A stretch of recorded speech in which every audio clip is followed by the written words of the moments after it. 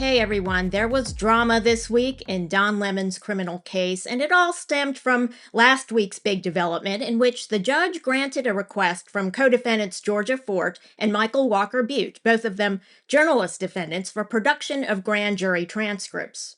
The judge had ordered the government to produce the transcripts to the extent that they contain any references to Georgia Fort and Michael Beute, and to produce them in camera, meaning privately, in chambers to the judge only. Now, Georgia Fort and Michael Beute don't even get access to the materials, not yet, and maybe never, if the judge determines there was no conduct before the grand jury that would impact the validity of the indictment as to those two journalist-defendants. Now, this sent shockwaves throughout the case. All other defendants immediately asked the judge for the same relief granted to Georgia Fort and Michael Beute, including Don Lemon. Now, they want the judge to look at the grand jury transcripts and disclose what was said to the grand jury about them.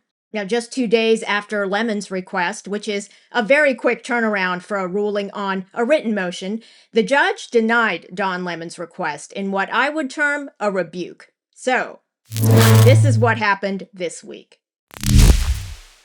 Now, when a judge makes a written ruling, it's filed electronically and copies are sent to the attorneys in the case instantaneously, and the attorneys are supposed to send a copy to their clients.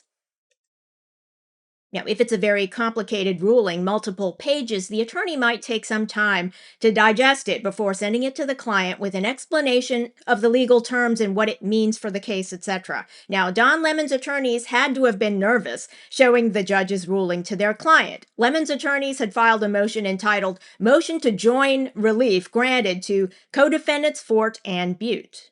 Now, the judge's ruling says there are a number of problems with Mr. Lemon's request. First, Mr. Lemon is asking to join a matter already decided. Mr. Lemon cites no authority for such a peculiar request.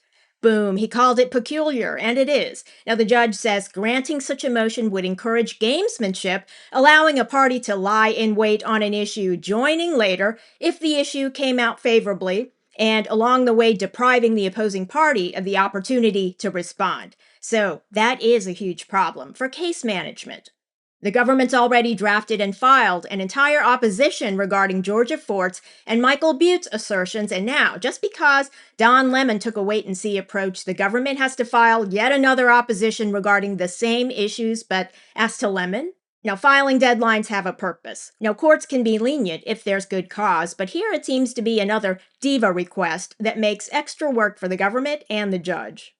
And, okay, now, here's where Lemon should take notice. In a footnote, the judge says, Mr. Lemon's motion ignores the fact that each defendant in this action is not alike, and the reasons that animate the court's determinations as to Ms. Fort and Mr. Beute may not lockstep apply to his circumstances. Boom. The judge uses the same reasoning that Lemon has been using, that the journalist-defendants aren't similarly situated to the activist-defendants, allegedly. Now, here the judge is saying, Lemon, you're not even similarly situated to the other journalist-defendants in the case. Do you not recognize the predicament you're in? And that, okay, should give all of us pause, because the judge is aware of trends in sentencing in federal cases. Now, I've given a side glance to the trends, and I'll say anti-ICE activity is being punished deservedly, okay? These are federal officers we're talking about. Now, one of the pastors at City's Church is a field director for ICE. Now, the government, in written communications to the attorneys for co-defendant Thomas Matthew Tier, for example, said that the City's Church case involves an effort to threaten, intimidate, and otherwise dox an ICE agent and anyone who might dare to associate with him. Now, the activists invaded City's Church to make it less palatable for churchgoers to associate with the pastor. They did it to isolate him, and I don't know what would have happened after that. Now, we're talking about anti-government activists. Now, remember William Kelly, aka Doe Oak Farmer. He told the young men at the church, "Why are you not with us protesting every day outside Whipple?" That's the federal building. As if everyone should give up our lives and jobs to protest outside the federal building. Now, co-defendant Ian Austin as well. Let's recall when he was arrested at yet another anti-ICE protest, told the police in New Jersey, "We're prepared to effing die out here." Now, apparently he and Doe Oak Farmer think we should all do what they're doing.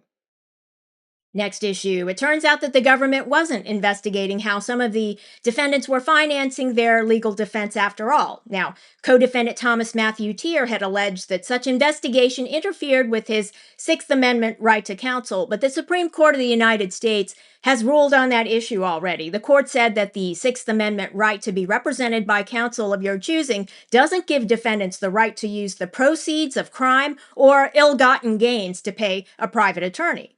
And with that, the court ruled that asset forfeiture is permissible even if it deprives a defendant of funds to pay a private attorney. Now, that's well established case law.